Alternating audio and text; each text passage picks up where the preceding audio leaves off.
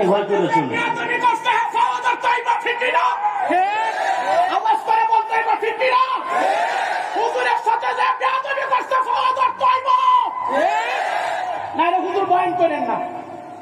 আল্লাহর উপর সাইড সব জিনিস আল্লাহর সামনে হইতো না, এত বড় সাহস কার হইছে? কার এত বড় গুরুত্ব হয়েছে?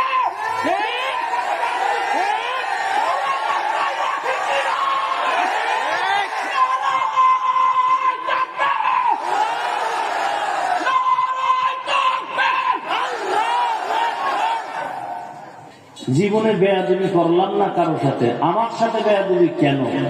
আমি আল্লাহর হাতে দিয়ে গেলাম আপনাদের সামনে।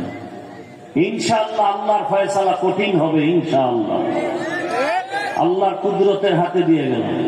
আল্লাহ আপনি কুদরতের দ্বারা ফয়সালা করেন।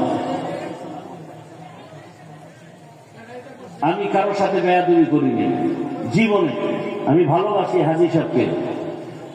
আপনাদের গত বছর আইসা খুব ভালো লাগছে, এবছরও বেশি জান না। আমি তো কারো আল্লাহকে ভয় করে চলি।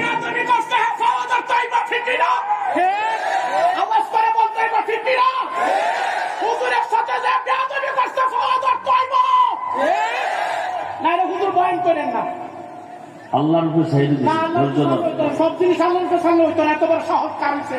কার এত বড় গুরুত্ব হয়েছে?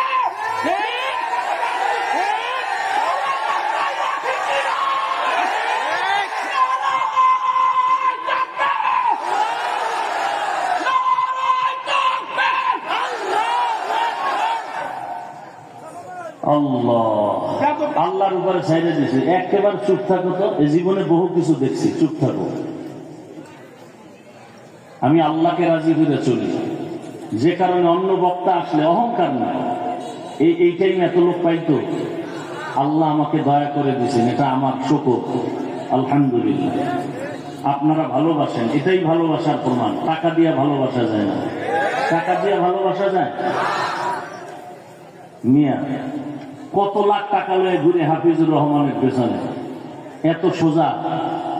দিলের ভালোবাসা টাকা দিয়ে হয় না।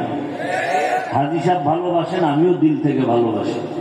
কিছু বললাম না, আল্লাহর উপরে ছেড়ে দিলাম।